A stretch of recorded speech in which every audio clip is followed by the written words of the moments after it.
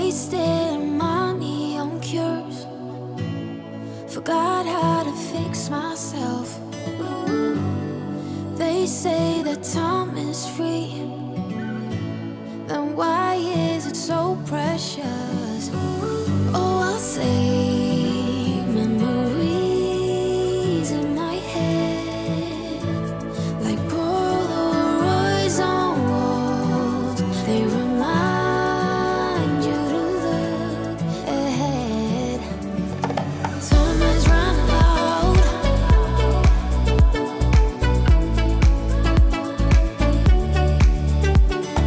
Time is running out.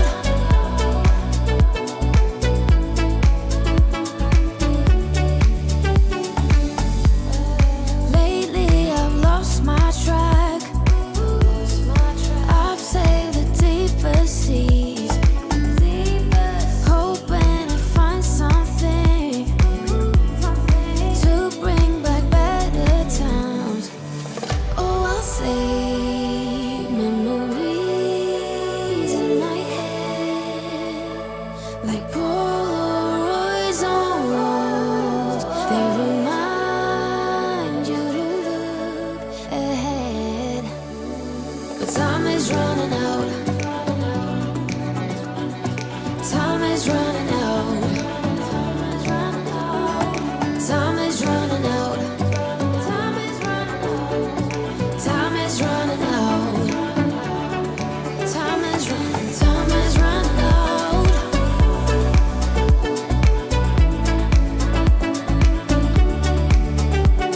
But time is running out.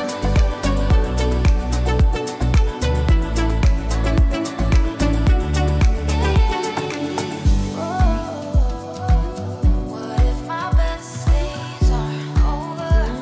They can be over.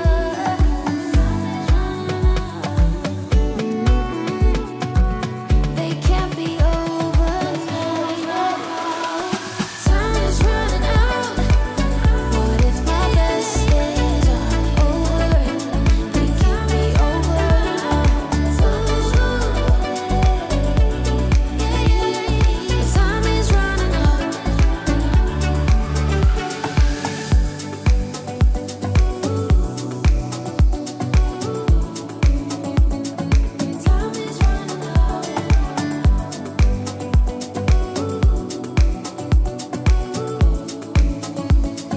Time is running out. Good morning, everyone. It's Jim here with Graham again. Can you believe it, Graham? We're back together again for one of two live sessions for AQA A-level business students getting ready for paper 2. How are you doing? Yeah. I'm all right, Jim. Are you okay? Really good. It's really nice outside and looking forward to some big football this afternoon as well. So, Yes. A Harrogate Town playing today. no, not that big, but no, not okay. quite that big, but no. Should be good. Hopefully, I'm keeping my fingers crossed that Man City do it. Don't know why. Anyway, welcome for joining us live. I've noticed in the live chat, lots of chat about paper 1. Well, that's gone now, isn't it? So I'm sure you've done fine on that. You have to leave that behind and think about paper 2. So this session is one of 2 in paper 2, and we're going to focus on the case study structure with a bit of an emphasis on exam technique, in particular the 16-mark open questions, which quite a lot of students struggle with a bit. So we've written a brand new case study just for this session, so that's going to be the focus of this. And then we're going to do a sort of topic calculation revision blast ahead of paper 2 tomorrow. I think we'll probably end up doing it a bit later, maybe early evening. Just checking times at the minute, so look out for that. No exam technique on that. That's just going to be picking topics that haven't yet been examined, just a nice, gentle warm-up. Gee, should we make a start whilst people are joining us in the live chat, or do you want to say anything else? No, let's make a start. Oh, it's big reveal. What a surprise! We're starting with the big reveal. So I've got a feeling today we are going to beat the team. Okay, I've so feeling. under the, do you think so? So under the question mark is a name of a business, and It under is. each number is a clue alluding to the name of that business. So should we have Yeah. a clue number 1? Let's do it. Danny's asking, how long will this be? Danny, it'll be 35 to 40 minutes. It might feel a lot longer, but about 40 minutes or so. Here's our first clue, G. So this business was founded in 2010. So that's quite a recent business, that, isn't it? It's that's quite a recent business. So if you're sat there thinking, I know a business, but it was founded in 2009, well, that's great, but it's not the business under the question mark. The co-founders used to work at Apple, and one designed the iPod. Will the students on the live stream know what the iPod is? My two kids are, one knows the iPod, one doesn't know the iPod. Okay. But It was the great example precursors of to the iPhone, really, wasn't it? great example of the product life cycle. It So is. shall I have a look, clue number 3? Oh, bought by Google for 3.2 billion in 2014. Now That's you a might great know a answer, business. yeah. Yeah, yes, he is. So it's not Walkers. That'd be great. Wouldn't that be great if Apple did buy or Google did buy Walkers? Shall I have a look, clue number 4? What a difference! Yeah, in 4 years they make themselves 3.2 billion. That is amazing. We do have Yeah, a correct answer, which we'll we come have back a to in the right live chat. answer. Let's have a We look have at a the right next clue. answer. It is known for its smart home products. Clue number 5. A cozy home for our feathered friends. Is that the mission statement? It's not actually. It's something I made up this morning. Oh, it's very good. Maybe it should be. Yeah. Shall we have a look at it? Is Nest. It is And Nest. as we now know, this entire session is powered by AI. It's nothing to do with Graham and I, but the first person to get that in the live chat was Stephen Russell. Stephen Russell. We can't deny that because that's it's all AI, isn't it, G? Yeah, it is. It is all random. You've not heard of Nest, had you, G? I've never this. heard of them. No, I've never. I should do. I've never heard of Nest. No. Well, Maybe you have they've now. not made it. Maybe they've not made it as far as Sunderland yet. Maybe they don't come that far north. But I know I've not heard it. Okay, so we're going to work our way through. Now, can you believe it? Graham and I, we've got nothing better to do. We've written a brand new case study just for today. And we've based it on topics that weren't examined in paper 1. So that's not to say these will come up, of course. None of them could come up, but at least we know that we're doing stuff that wasn't a big feature anyway of stuff in paper 1. And because we wanted to do this because paper 2 is the case study paper. So in a sense, the application is given to you, the context is given to you. There's no real excuse not to use the context. So there are lots of students don't use it as well as they could. And what we've done is we've picked a mark scheme or a sort of a question structure that mimics the last question 3 last year in 2023. So 2 full markers, a 9 marker, and an open question on the 16. We're going to read through the case study, but let's just quickly look at the 4 questions. Giles, you were telling me earlier that it's a good idea to look at the questions first before you read the case study. Yeah, I think so. Paper 2 it's a data response paper really. So you'll have 3 case studies. That's how they've always been previously. Maybe some data, some appendices, and the questions will relate to each case study. So it's quite a challenging paper. So my advice would be for each section is to quickly read the questions first, then read the case study and the data, and then you're going to know what to focus on. Really, that's a useful tip for this Sunday morning. So there are questions, aren't they? There are questions we'll look at today. So a 4 marker, explain a benefit of intrapreneurship to the case study business, home tech. So 4 marks. Question 2, explain one reason. So there's 2 explain questions here. Explain one reason why home tech PLC's operating profit margin has fallen below the industry average, 4 marks. Question 3 is, it changes the focus a bit, doesn't it? Analyze how Sana, we'll see who she is shortly, may be able to overcome resistance to her change program, 9 marks. And then here is the dreaded open question. To what extent should all businesses be concerned about the threat of new entrants? So be having a think about those questions whilst we read through the case study. We'll come back, we'll put those questions back on the screen. Shall I just go through the case study, Gene, and we'll crack on with the first question, shall we? Yeah. Just to reinforce that. So that question 3 there, when you read through the case study, this is just one question, but I'd be looking to try and pick out, are there any elements in there about change or any reasons why there may be resistance to change? And you can build an argument around that. So that's why it's so useful to read the questions first. Yeah, exactly that. It means that you're focused, aren't you? You're looking for the application.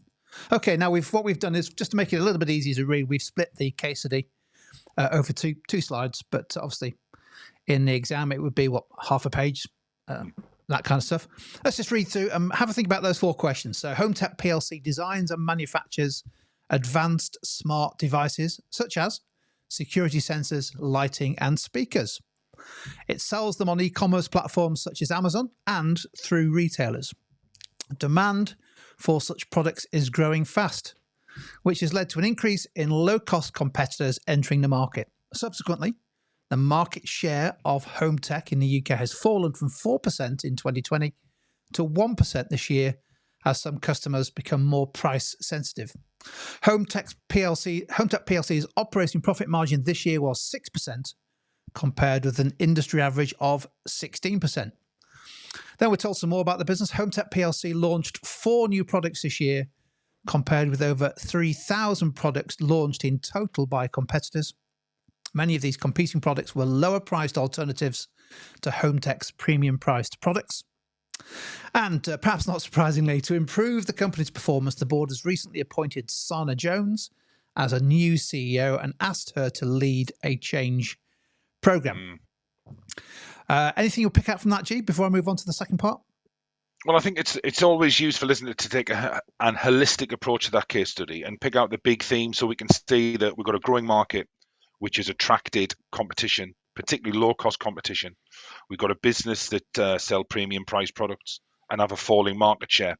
So remember, there was a 16-mark question there, wasn't it, about threat of new entrants. So already I'm starting to build an image in my head of a premium price business with a falling market share due to low-cost competitors entering the market. So there's a lot of gold to be mined in that case study there. There's a little bit more to read. Let's just go through it. So Sana, new CEO, has identified some factors that may impact her ability to achieve her planned changes, including the fact that 60% of Home Tech PLC's workforce is unionised. Home Tech's workforce is older on average compared with competitors, and some of the research and development team are reluctant to explore new product development ideas that go beyond the existing product ranges. And lastly, Sana believes that a key part of achieving change at the business is to encourage intrapreneurship. She's developed a plan to set up internal startup teams with dedicated time and financial resources to develop new smart home devices and test their market viability. There's our case study. Here's our 4 questions. Shall we make a start? What do you think, G? Yeah, let's go for it. Okay. So here's our first 4 marker. Now, as always with these things, you do need to it's worth spending 30 seconds to 60 seconds unpicking the question. Mm-hmm. So for here, clearly this 4 marker is about intrapreneurship. And, we need to explain a benefit to Home Tech. So a benefit to Home Tech of intrapreneurship. And of course, we're only asked for 1, aren't we? Mm-hmm. 1 singular. Shall we put it over to the live chat audience, G, to get some ideas for this one? Yeah, I think it's interesting because intrapreneurship has been examined previously, and it's an area that some students have struggled with, confused it with entrepreneurship, interns, and things like that. So yeah, it might be useful in the chat window to just come up generally with some potential benefits to Home Tech of intrapreneurship. Lots of answers coming through already in the chat window. So it's some great answers coming in. Remember, it's important here, especially with 4-mark questions. The focus of 4-mark questions are knowledge and application. So we're demonstrating some excellent knowledge of intrapreneurship, but remember, we've got to be focused on the benefits to Home Tech. Now, remember, you've not seen the case study for long, to be fair. But we've talked about new product ideas. It would be useful if you could come up with, we know the type of products that Home Tech sell, such as smart speakers. So, we could add a bit of such as season to get our context there. Yeah, lots of answers, great answers coming in, which explain entrepreneurship. Yeah. I suppose the key is to then get those application marks, isn't it? Yeah, so it gives the power to act as an entrepreneur, employees given time to work on their own projects and develop smart products. So we've got some context there which can generate revenue and profit. Remember, in the 4-mark questions, there's no analysis, but we still need an explanation. So it's 2 marks knowledge, 2 marks application. So you've got to have our context in there. That's a good point from Ruben, just drawing on the case study. The fact that they've only released 4 new products this year, that suggests that entrepreneurship is likely to have a benefit, more products, more new products. I mean, it won't be hard, will it, to launch less than 4? Yeah, and that would be a benefit, wouldn't it? Yeah, I think what's interesting is, and the best tip, really, I can give you, even from the outset, is paper 2, is where there is data, use the data. So we're recognizing Now, when I'm reading that, if I'd not read the case study, 4 new products for a business might be really good, but we had some contrast in the case study, didn't we? About 3,000 products from other, from around the industry. So we could have compared and contrasted the 4 with what's happening in the marketplace, which would have added even more depth to our application there. So Uma's making reference to the case because it talks about it being a dynamic market, doesn't it? Lots of new products, lots of new competitors. Yeah, it's a way of being able to compete. For example, developing products such as smart lighting. Really encouraging start in the live chat there. Obviously, we won't have a chance to put everyone's answers. We went for a couple here. One that home tech should be better able to respond to changing market trends.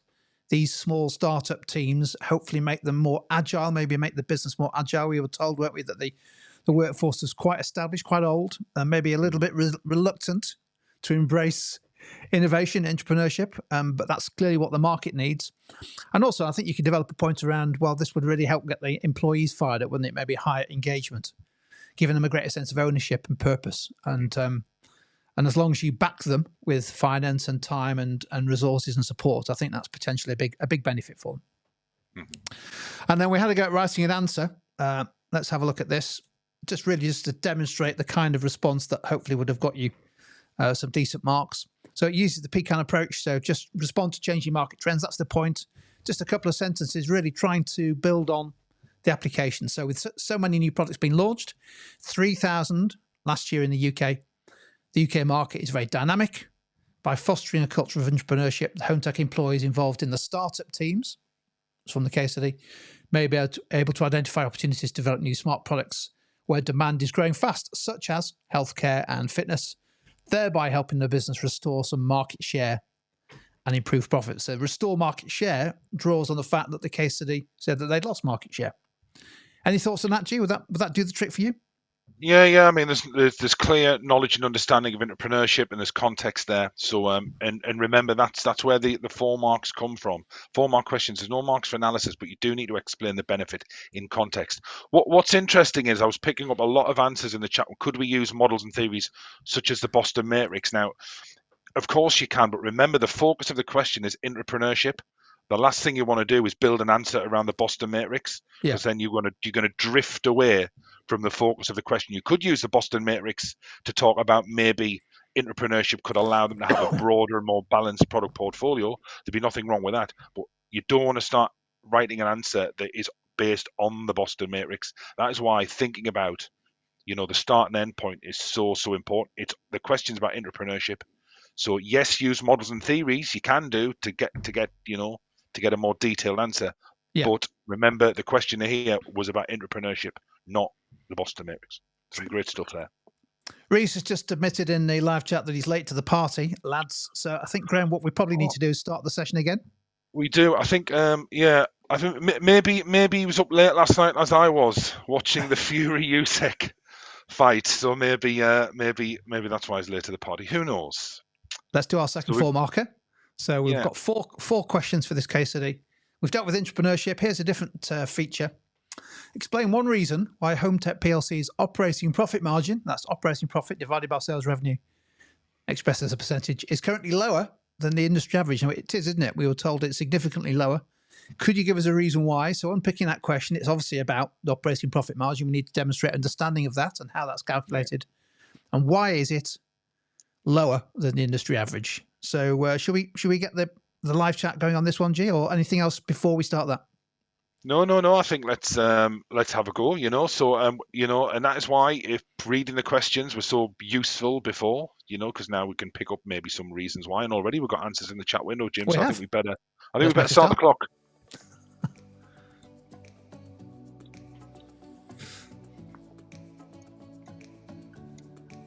Yeah, it's an interesting point, isn't it? It could be that they've allowed this business, as it's become more mature, for its costs to become significantly higher compared with maybe less unionized businesses and competitors. It's a good point, actually. Yeah. Like that one. Ella's come up with another cracking point. You keep an eye out as well, G. Operating profits itself may have fallen because they've maybe been forced to start to cut their selling prices to remain competitive in response to these low-cost competitors. Therefore, gross profit margin and therefore potentially operating profit margin may have fallen. Yeah, Like I think. Yeah, I think as well. I mean, I think the Snack Bandit there. We can't go through a live stream without mentioning the Snack Bandit, can we? Mentioning and this is what I said in the first question. Use data where you can. Use numbers, because if you're using numbers in your answer and data, you must be talking about that business. And we can see that their market share is only 1%. It's fallen. So there's a link there, isn't there, between market share, lower sales volume, and operating profit. So just by recognizing that market share has fallen, we can get a lovely logical answer that's applied to home tech by using the data. Isabel's done exactly that. It's not the full answer, obviously, but she's drawn from that the fact that we were told that home tech offers premium price products. Customers have become more price sensitive. Brilliant. More competitors are offering lower prices. Therefore, it must be, if you've moved from 4% to 1% market share in just a few years, it's Big pretty drop. likely your sales have fallen, even though the market is growing. We don't know that for sure, but it's a reasonable assumption, isn't it? Therefore, if your costs haven't changed with it, then it must be the case that your operating profit margin has fallen. Really good stuff. I mean, there's some amazing answers here. Well done for those. Should we have a look to see what we came with, G? Do you want to go through these? Yeah, so just what I said earlier there, you were recognising that lower sales volume and market share, that the market shrunk of home tech from 4% to 1% in just 2 years. The case study does mention that the market for demand is growing and indicates that they're selling fewer products, leading to lower quantity demanded and a smaller revenue base. So really, by just picking some little snippets of data there, you can just see how we build application. And we're also recognizing launching only 4 new products compared to 3,000 from competitors could lead us to believe that they're falling behind in new product development and innovation. This could mean them, less variety. Maybe they're becoming less relevant to the changes in the market, negatively impacting sales and missed opportunities for higher margin new products where price skimming opportunities might be available. Price skimming is a really interesting one here, isn't it? When you launch a new product, businesses tend to use either price skimming maybe or penetration pricing. Price skimming is relevant. That's application, because we're recognizing it's a premium price business. So therefore, they are likely to use, that's a hedging word, price skimming. If you're developing new products, then you can take advantage of, early adopters. So application can come from many different ways. Recognizing that price skimming may be a relevant pricing strategy for home tech is its application. We're applying our knowledge to the business in the case study. Shall we have a look at an answer? So we just took one point there using the pecan approach. We've made our point, and that's all we need. We don't need to use the words of the question. So we don't need to be saying one reason why home tech's operating profit margin is currently lower than the industry average. That's just a waste of time. Let's get straight to the point. Lower sales volume and market share. So we picked out our relevant point, and we're just going to sort of develop that, but make sure we've got our application in there. Recognizing that their market share has shrunk from 4% to 1%, that the market for security devices such as speakers, there's more context, is growing strongly. That's even more context, indicating that it's likely that home tech is selling fewer products compared to competitors and likely at low gross profit margins as their products become outdated and overtaken by competitors. This is likely to lead, again, use hedging words where possible. It is likely to lead, it may lead to, it could lead to low overall quantity demanded and consequently a small sales revenue base over which home tech can spread their fixed costs, thereby reducing operating profit margin. What's interesting here is we've not started with a definition of operating profit. We didn't need to. It's clear from the answer that whoever wrote this clearly understands what operating profit margin is. So a definition really wouldn't have added much, if any, value to that answer. So someone mentioned the chat window, because I did mention pecan. Pecan's a great approach. I think you'd be nuts not to use it, to be fair. Pecan really stands for point, make your point. Then the rest of the paragraph should be an analysis of that point in context. However, remember, in the 4-mark questions, there's only knowledge and application. So really, we don't need to be explaining the hows and the whys in as great a depth as a 9-mark question. Yeah, or a 16-mark question. There's a bit of analysis in that towards the end, isn't there, which you probably don't need. But But it's an explanation.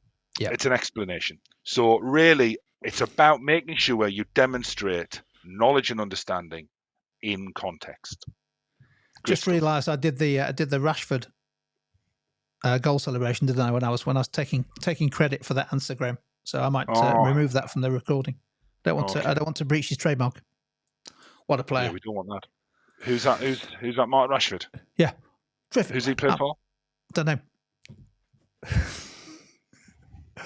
Yeah, well, he doesn't play for Sunderland, does he? Anyway, look, well done. We're halfway through. Now. What I like about paper 2 is that obviously you've got 3 case studies, but the questions do switch focus, don't they? They're not all about marketing, not all about operations or human resources. So they're deliberately written to make applying context relatively straightforward. And in this case, we've switched it, haven't we, slightly? Sana has been brought in as a new CEO, and she's identified some factors, if you remember those, that may be a factor in providing resistance to change. But the question is, analyze how Sana could overcome resistance to her change. So your response here, it's a 9 marker, just like it is in paper 1. Analyze how, so 1 point. We need to explain how and why Sana could overcome resistance to change. There's the how and the why. 1 point. So it's a classic 9 marker, G, really, isn't it? Just pick one way and develop it in context. Yeah, it's singular. It's saying analyze how, so that's all we need is 1 point. Now, obviously, there are a number of theories and models we could bring into this. Max has already in the live chat mentioned one, which I think I've referenced in my attempt at this. Cotter and Schlesinger is probably the most relevant model, since they came up with ways of overcoming resistance to change. But whilst we consider those, let's get the clock going and get some thoughts from the team in the live chat window. Yeah, and again, I think this is where reading the question prior to reading the case study, you could pick out there's two reasons really why the staff may be resistant to change. Yeah, really, and I think Chops has just won the awards for the best answer so far, I think, and it's a pretty tough collection to beat. Education support, if memory serves, is one of Cotter and Schlesinger's ways of overcoming, but then you've applied it. The employees are older, we were told that, weren't we? And maybe setting their ways, educating them on how the market is becoming more dynamic may help. That is a sensational answer. Point, yeah, it's a great point there. Recognizing, just as good. Yeah, so by negotiation and agreement, and there was something there, like they're talking about parochial self-interest, but the negotiation and agreement ties into another key reason why there may be resistance to change. There was a percentage in there, wasn't there? There was a percentage just above about the statement about older workers.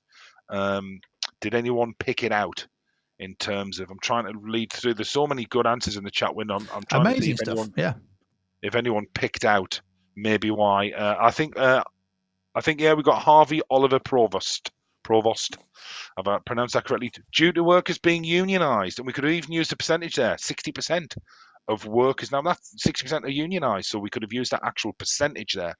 And we got a negotiation with trade union groups, so that is a great answer. So lots of people picking up on that now. Yeah. So you've got a combination there, haven't you? 6% workforce are unionised. We've got an older workforce. Now, that's not to say an older workforce will always be more resistant to change, but it may be likely that they are, and that's why hedging words, they could be more resistant to change, are so powerful in your answer. So use hedging words where possible. Therefore, potential lower tolerance for change. I really like that. That's a great point. That's a great point. Yeah, some amazing answers coming in. I would say 90% of them using one or more methods that Cotter and Schlesinger suggested are potential ways, no guarantees, of course, but potential ways to address resistance to change. There was someone mentioned, I think it was Regal. Yeah. Regal. Now, recognizing that if 60% are unionized, if my maths is correct here, just going to try and work this out. It's a difficult calculation. I think that must mean that 40% of the workers, Jim, are not unionised. Yeah, I think that's about right. Is that right? Yeah. Is that right? Yeah, I've got that right? Yeah. Always on the button when it comes to calculations. And that is therefore the majority.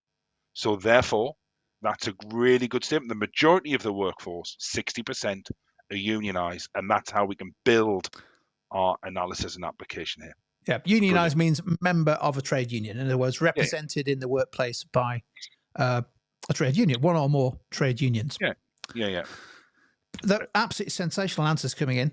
So just to go through, before Graham goes through a suggested answer, I just picked out a couple from Cotter and Schlesing. Obviously, you could have had any one of the 6 or 2 of the 6.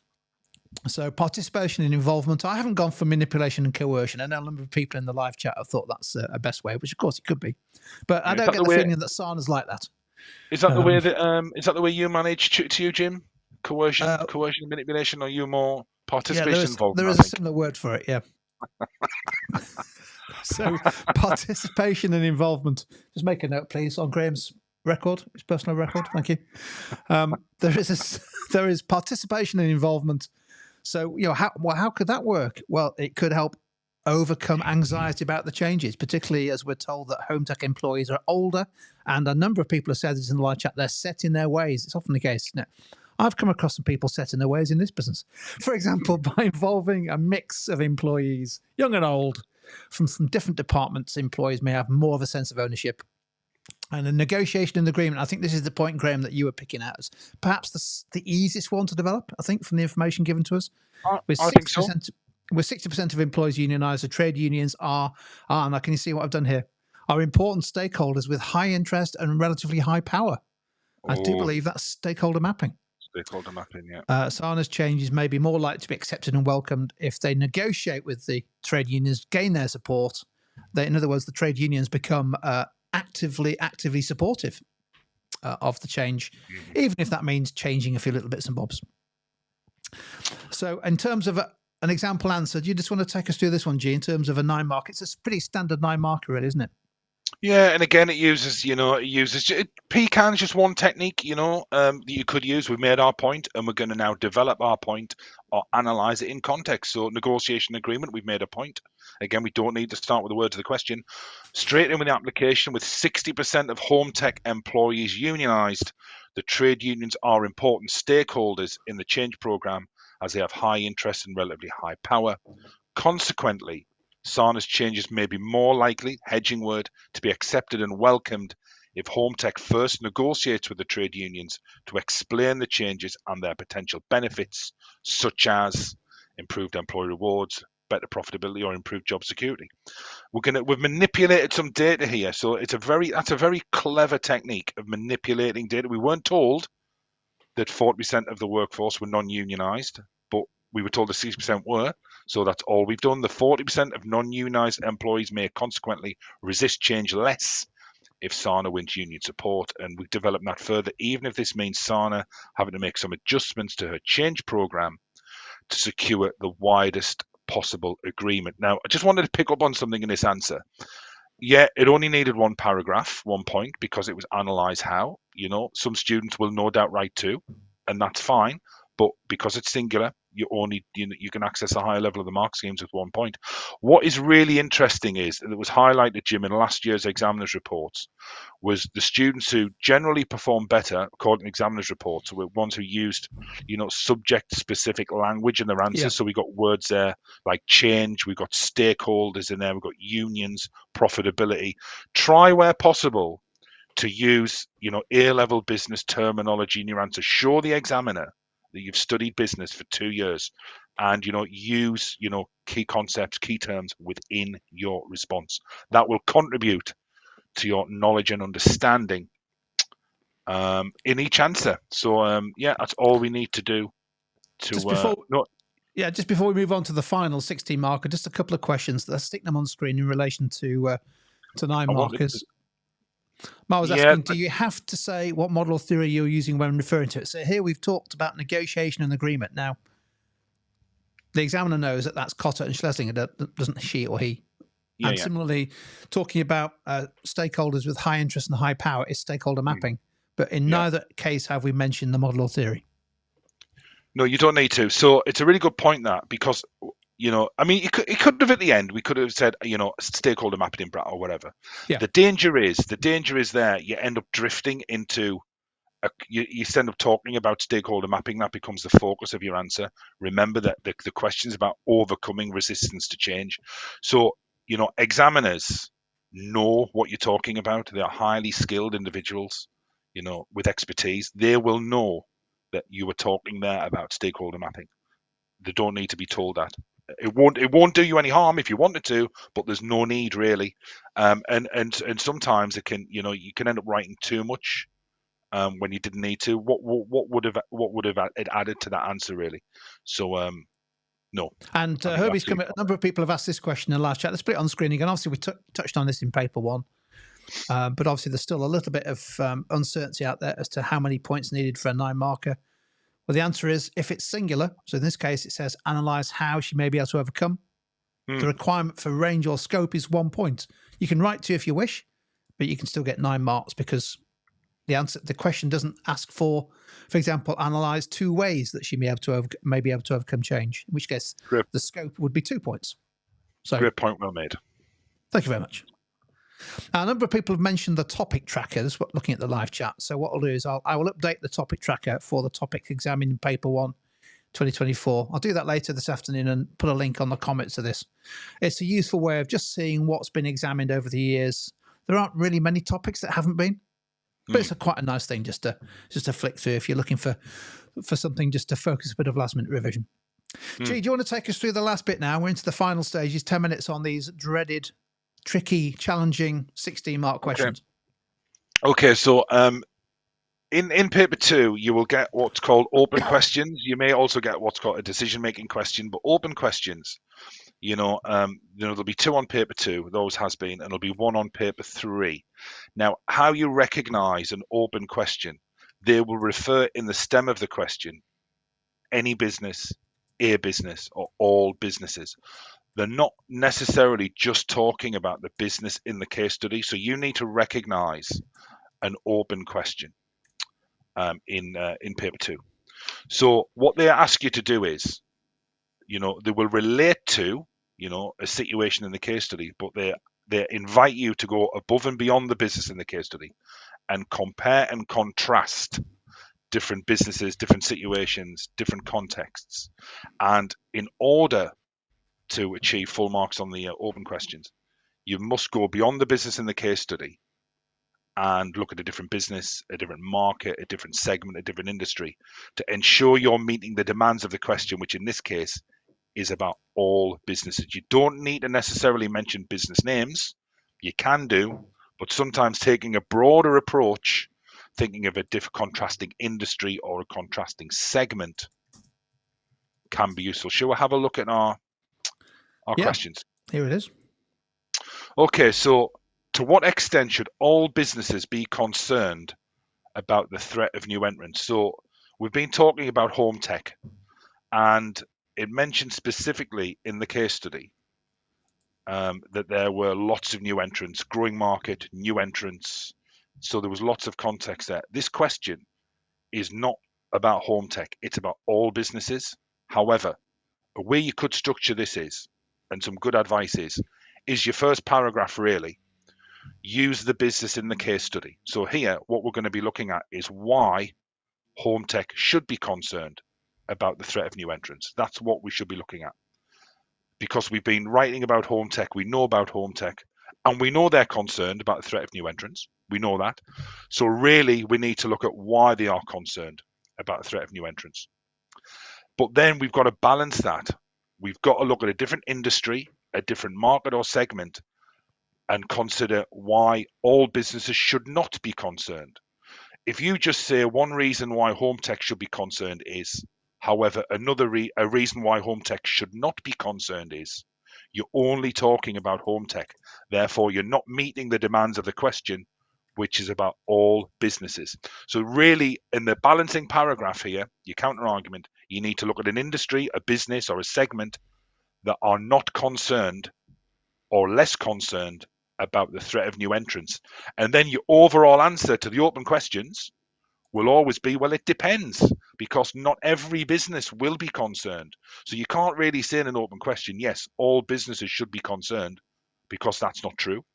And you can't say all businesses should not be concerned, because we know home tech should be concerned. So really, for this question, 2 paragraphs in a conclusion you can access the 16 marks as long as You're considering all businesses. So the advice would be, in this question, look at a reason why home tech should be concerned and analyze that in context.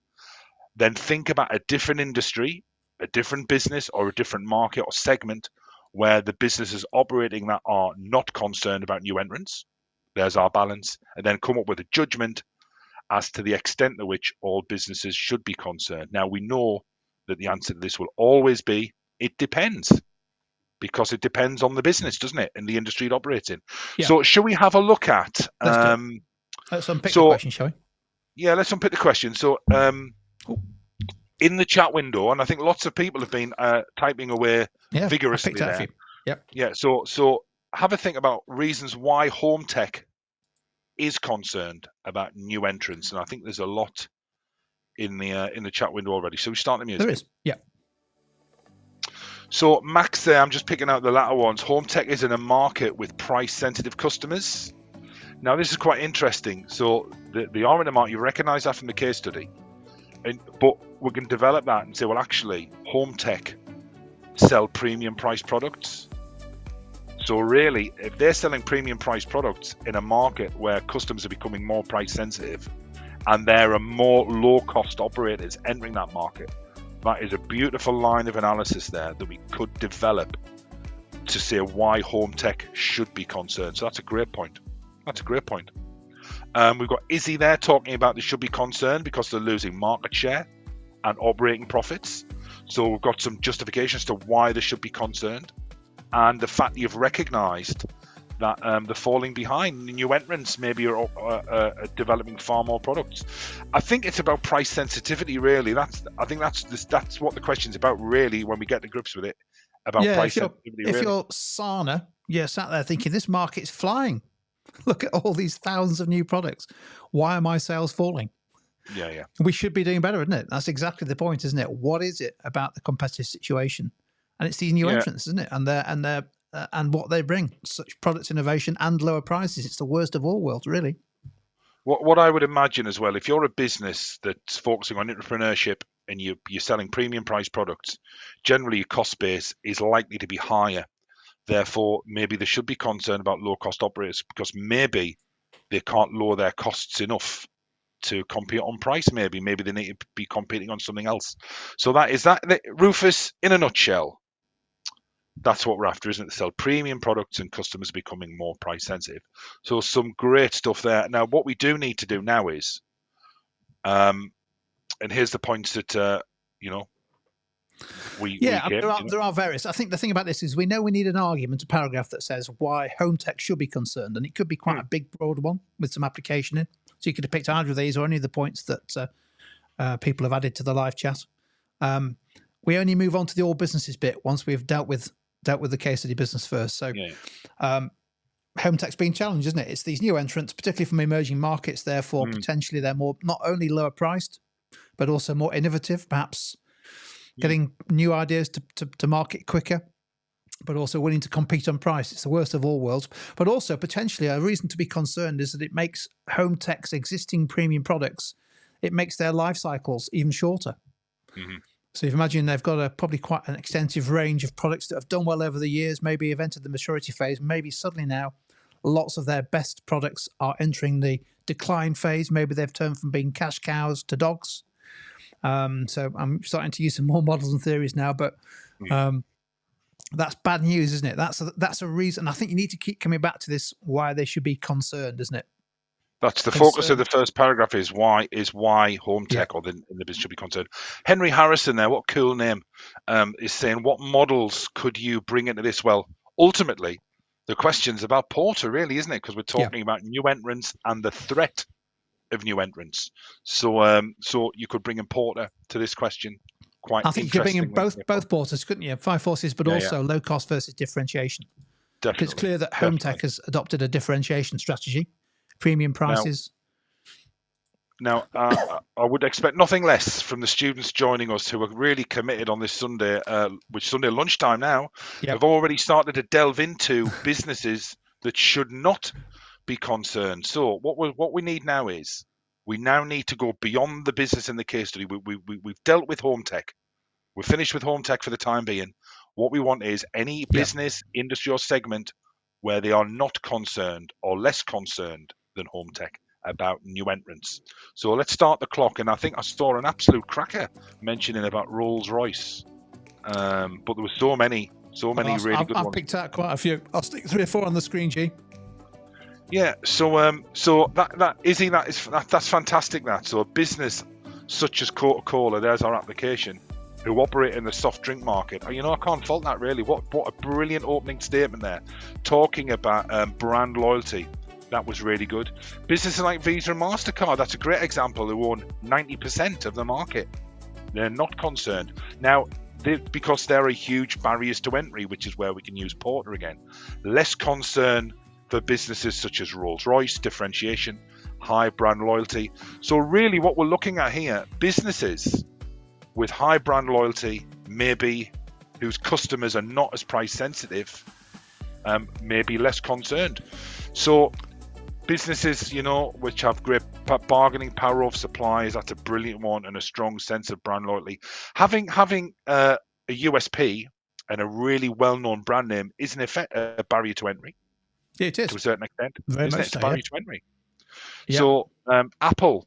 So in the technology market, businesses such as Apple, who have a strong USP, you can just see how we can develop these answers. And what's really, really impressive here is I think every person who's contributed has not used home tech, as their Exactly. counter argument. Yeah. You must, in the open questions where it says all businesses or any business, you must go beyond the business in the case study and consider, as you have done here, and looking at business like Rolls-Royce and Apple and Yeah, it comes that's back a to really Paul's interesting one, barriers to entry, doesn't it? So this one here, it's not just about brand loyalty and customer awareness, which is a big part of it, or economies of scale. It could be that you operate in an industry where new entrants are basically regulated out. It could be that there's a significant regulatory issue or laws, regulations, legislation that actually not prevents but discourages people. Amazing answers.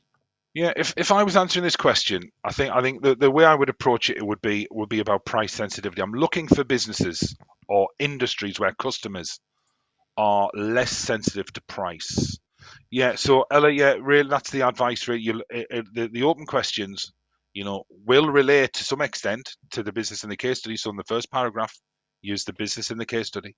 Then in your counter argument, go beyond that, as we've been doing here. You must demonstrate that you've considered all businesses. So I think the advice would be to use the business in the case study for one paragraph, then compare and contrast that with a different industry, market, or segment. So I think we talked about this, didn't we? Things like established brands with brand loyalty. Luxury clothing is a great example. Creates significant barrier for new entrants. That's a great one. And also business of capital intensive industries,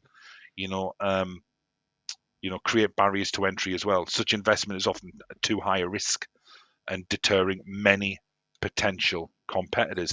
And so if we have a look at, we've not got a full mark answer here. We're just going to go through a potential structure. So in here, our opening argument is why home tech concerned. That's what we should be focusing on, about the threat of new entrants. That's our opening paragraph. So we know market share has fallen.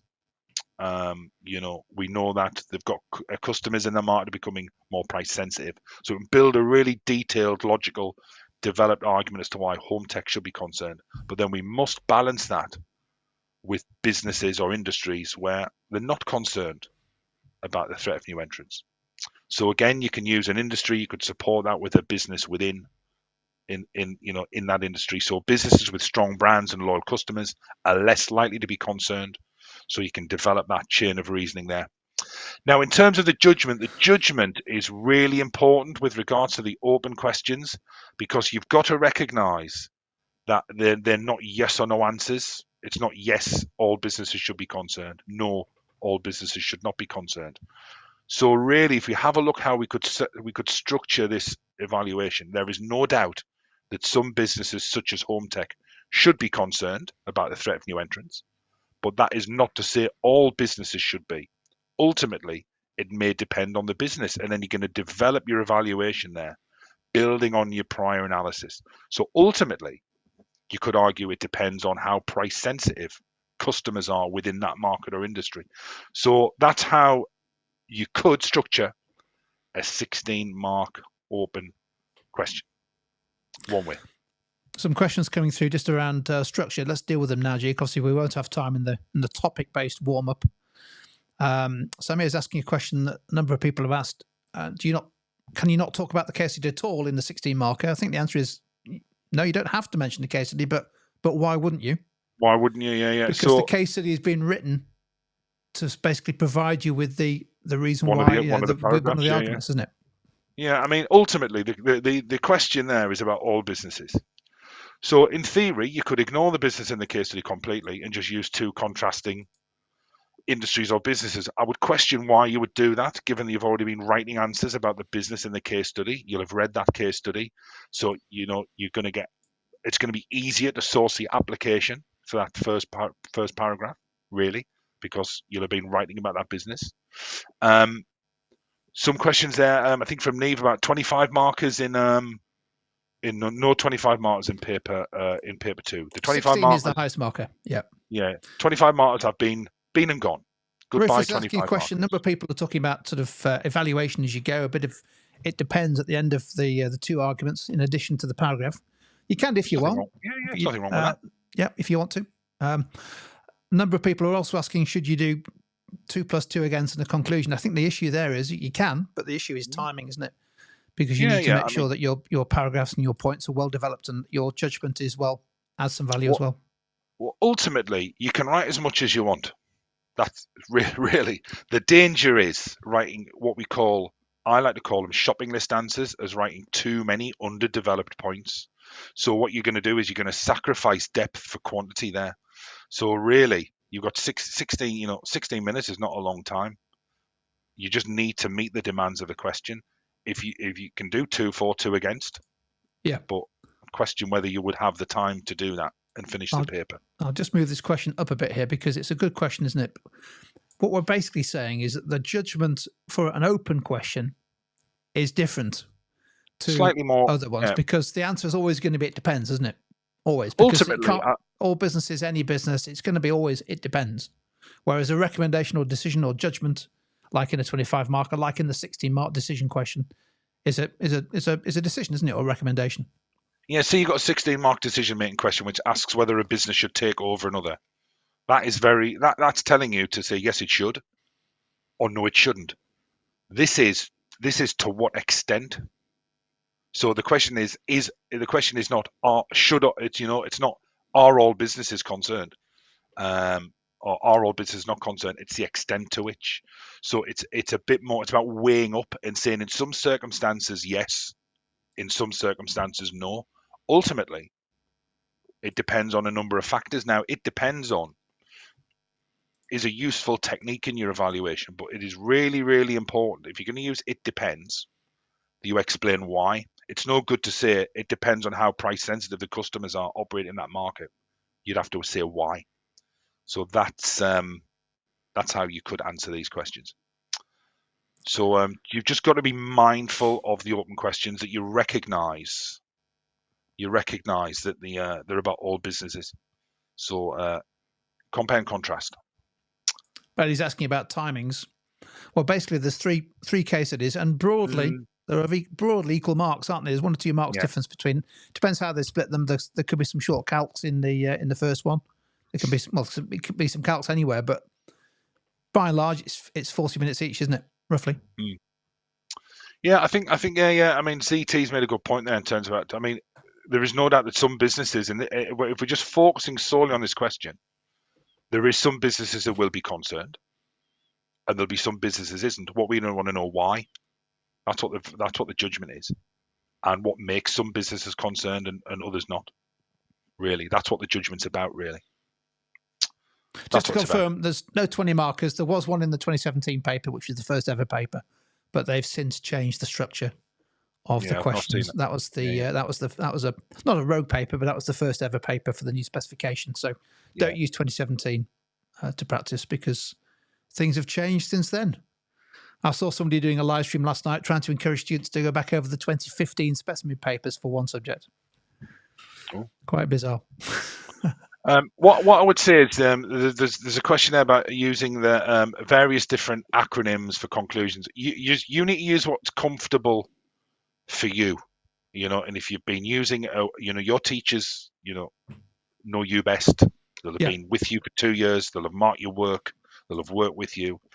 I'm not familiar with that to be honest. Not saying I've seen it around, but I'm not really familiar what it stands for.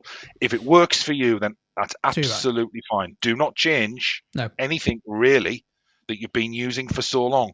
What we're seeing in this live stream is just recognize in the open questions, you must compare and contrast different businesses, different industries, go beyond the business in the case study.